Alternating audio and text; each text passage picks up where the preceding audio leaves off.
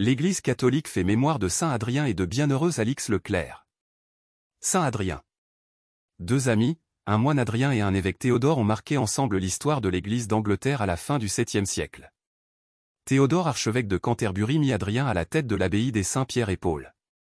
Pendant 30 ans, il en fait un foyer de ferveur religieuse et d'humanisme chrétien. L'abbé et ses moines pratiquaient trois langues, l'anglais, le grec et le latin, tout comme l'évêque, bel exemple d'œcuménisme culturel.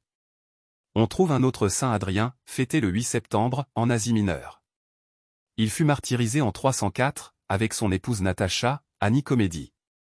Bienheureux Alix Leclerc. Il y a un mois, le 9 décembre, nous fêtions saint Pierre Fourier qui était à la fin du XVIIe siècle, curé de Matinquincourt, dans les Vosges. C'est avec lui que la bienheureuse Alix Leclerc a fondé la congrégation enseignante des chanoinesses de Notre-Dame.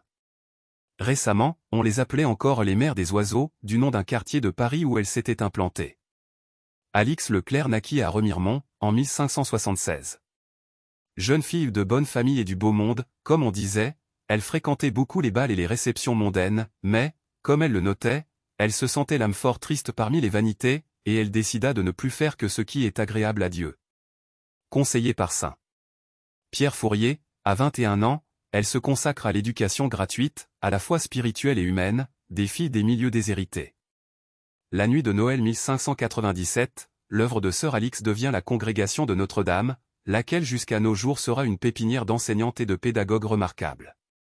La fondatrice rencontra beaucoup d'opposition à son projet, spécialement de la part des évêques de sa région. En effet, en cette fin du XVIe siècle, on n'avait encore jamais vu des religieuses dans les écoles. Sœur Alix était une battante. Elle persévère dans son œuvre, se dépense sans compter, rayonnante d'humilité et de persuasion.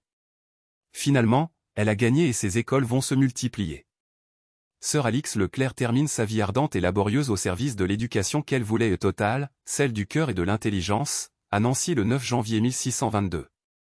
Au siècle dernier, 3 des pensionnats de la congrégation des chanoinesses de Notre-Dame étaient réputés comme les plus chics de Paris, les Oiseaux, le Roule et aussi l'abbaye au bois. C'est là que s'était retirée Madame Récamier et Chateaubriand venaient y lire à ses fidèles admiratrices le manuscrit des « Mémoires d'outre-tombe ». Bonne fête aux Alix, un nom d'origine latine qui signifie « celle qui a des ailes ». Quant au nom de Alice, on peut le rapporter soit à Alix soit à Adélaïde. Saint Adrien, bienheureuse Alix Leclerc, priez-nous. Évangile. Aujourd'hui s'accomplit ce passage de l'Écriture. Alléluia, Alléluia. Le Seigneur m'a envoyé porter la bonne nouvelle aux pauvres. Annoncer aux captifs leur libération. Alléluia. Évangile de Jésus-Christ selon saint Luc. En ce temps-là, lorsque Jésus, dans la puissance de l'Esprit, revint en Galilée, sa renommée se répandit dans toute la région. Il enseignait dans les synagogues. Et tout le monde faisait son éloge. Il vint à Nazareth, où il avait été élevé. Selon son habitude, il entra dans la synagogue le jour du sabbat. Et il se leva pour faire la lecture. On lui remit le livre du prophète Isaïe. Il ouvrit le livre et trouva le passage où il est écrit. « L'Esprit du Seigneur est sur moi. Parce que le Seigneur m'a consacré par l'onction. Il m'a envoyé porter la bonne nouvelle aux pauvres. Annoncer aux captifs leur libération. Et aux aveugles qu'ils retrouveront la vue. Remettre en liberté les opprimés. Annoncer une année favorable. Accordée par le Seigneur. » Jésus referma le livre, le rendit aux servants et s'assit. Tous, dans la synagogue, avaient les yeux fixés sur lui. Alors il se mit à leur dire : « Aujourd'hui s'accomplit ce passage de l'Écriture. Que vous venez d'entendre. » Tous lui rendaient témoignage. Et s'étonnaient des paroles de grâce qui sortaient de sa bouche.